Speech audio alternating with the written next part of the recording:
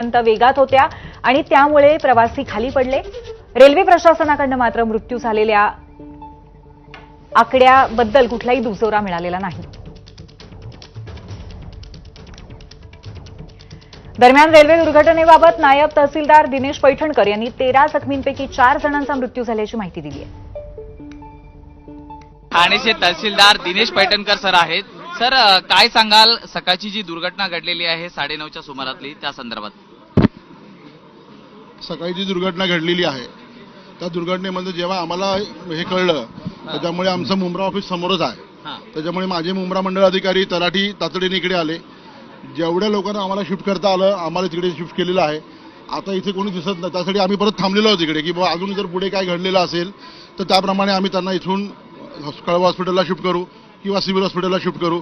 आता जे आपल्याकडे काम चालू आहे त्यांना उपचार देण्याचं पहिले काम चालू आहे, त्यांना आपण पहिले उपचार देऊया। आता आता ते सगळे जे आहेत सिव्हिल आपले जे कळवा हॉस्पिटलला जे आहे ते अतिदक्षता विभागामध्येच आहेत, डॉक्टर्स तिकडे आहेत, एसडीओ आहेत आमच्या उर्मिला पाटील मॅडम तिकडे आहेत, तहसीलदार पण आहेत, उमेश पाटील म्हणून तिकडे तहसीलदार पण आहेत, माझी पूर्ण टीम आहे तिकडे की त्यांचे नातलग कोण आहेत, त्यांचा काय मोबाईल नंबर मिळतोय का हे सगळं बघण्याचं काम चालू आहे। जे मयत झालेले आहेत त्यांचे नातलग कोण आहेत हे सगळं बघण्याचं काम चालू आहे। जिल्हा प्रशासन तिकडे आहे।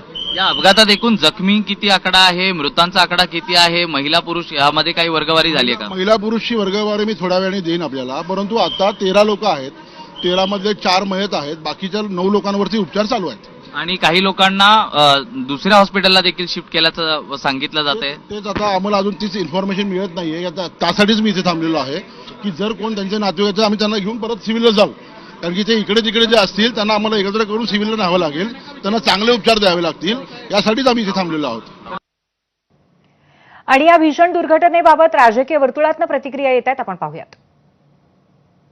खरं तर 5% असलेल्या वंदे भारतचा जोडवा विकला जातो आणि 95% रेल्वेकडे त्या ठिकाणी दुर्लक्ष करण्याचं काम जे आहे ते रेल्वे विभागाच्या माध्यमातून जे आहे ते होत असतं। आणि म्हणून आजची जी दुर्घटना झालेली आहे, मध्ये जळगावमध्ये दुर्घटना झाली, याला जबाबदार मंत्री महोदय, रेल्वे मंत्री महोदय तुम्ही राजीनामा द्या आणि जे अधिकारीला जबाबदार त्यांच्यावरती कडक कारवाई झाली पाहिजे, ही मी मागणी करते। एक असं की कशामुळे अपघात घडला त्याची चौकशी नक्कीच रेल्वे मंत्रालयाच्या मार्फत नक्की त्या ठिकाणी होईल, दोषी असतील त्यांच्यावरती कारवाई होईलच।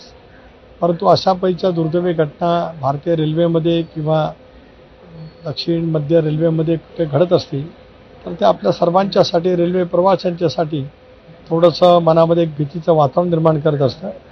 त्यामुळे या झालेल्या अपघाताची चौकशी रेल्वे प्रशासनाच्या मार्फत रेल्वे मंत्री महोदयांनी करावी, राज्याच्या मुख्यमंत्र्यांनी सुद्धा आदेश द्यावेत आणि त्याच्या कारणाची निश्चिती करून जे जबाबदार असतील त्यांच्यावरती कारवाई केली जाईल। मला असं वाटतं की हा रेल्वे प्रशासनाच्या हलगर्जीपणामुळे ही घटना घडली।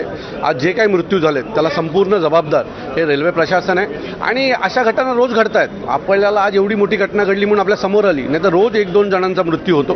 त्याला संपूर्ण जबाबदार रेल्वे प्रशासन आहे। संबंधित जेवढे अधिकारी आहेत त्यांना तात्काळ सस्पेंड केलं गेलं पाहिजे आणि रेल्वेला फक्त तिकीट आणि पासेस वाटू नका आणि पैसे गोळा करू नका, तुम्हाला त्याच्याबरोबर प्लॅटफॉर्मची साईज वाढवावी लागेल, रेल्वेची संख्या वाढवावी लागेल, नाही तर अशा घटना रोज घडणार, एवढं नक्की। मुंब्रा येथील ही दुर्घटना टाळता आली असती का? प्रवासांची गर्दी असो किंवा प्रवासांमधील शिस्त हेही पाहावे लागणार। रेल्वेची क्षमता वाढवण्याचा प्रयत्न सातत्याने सुरू आहेत, पण रेल्वे प्रवासांच्या सुरक्षेकडे पण अधिक लक्ष देण्यासाठी मी आग्रह करणार। आम्ही कळवा हॉस्पिटलमध्ये 1 तासापूर्वी आलो आहे। 10 प्रवासी या ठिकाणी आणलेले आहेत, त्याच्यामध्ये 3 प्रवाशांची ओळख पटलेली नाहीये। एक जो ठाणे रेल्वे पोलीस दलामधला JRP मधला एक जण आहे व्यक्ती, तो फक्त ऑफ झालेला आहे। त्यामुळे बाकीचे प्रवासी वाचतील याकरता कळवा हॉस्पिटलमधले डॉक्टर, स्टाफ पूर्ण प्रयत्न करतात। या ठिकाणी आम्ही सर्वपक्षीय पदाधिकारी आहेत, कळवा हॉस्पिटलला जी काही मदत लागेल ती मदत करण्यासाठी आम्ही या ठिकाणी उपस्थित राहिलो। एकूण 10 लोक या रुग्णालयामध्ये आलेले आहेत। कोणाला दोष द्यायचा काय समजत नाही, पण रेल्वेने आपली परिस्थिती 100% सुधारली पाहिजे।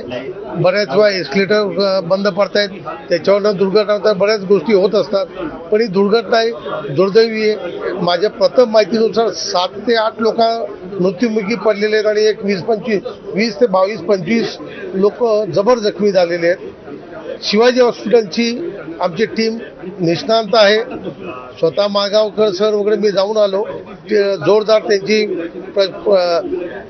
मेडिकल ट्रीटमेंट जी आहे ती योग्य प्रकारे चालू आहे असं मला वाटतंय. आमच्या लोकलमध्ये इतकी सामान्य लोकलमध्ये इतकी जास्त गर्दी वाढली आहे. त्याचं कारण मुख्य कारण जे आहे replacement of AC local. AC लोकलचा आमचा विरोध बिलकुल नाही. मेल एक्सप्रेसला सामान्य लोकलमध्ये रिप्लेस करू नका हा आमचा स्पष्ट सर्व रेल पॅसेंजरचा म्हणणं होता. आमच्या सामान्य लोकलमध्ये इतकी गर्दी वाढली आहे की 2 लोकलच्या मधला जो भाग आहे तो पण कमी पडतोय. इतकी गर्दी वाढलेली आहे. आता जे सीपीआरचा किंवा सीपीआरचा जे स्टेटमेंट आमच्याकडे आलाय तो असं आहे की सामान्य लोकलमध्ये जे आम्ही डोर लावणार आहोत. या अपघाताच्या अनुषंगाने मुंब्रा स्थानकावरनं आढावा घेतला आमचे प्रतिनिधी सूरज सावंत यांनी. मुंब्रा ते दिवाच्या दरम्यान आज सकाळी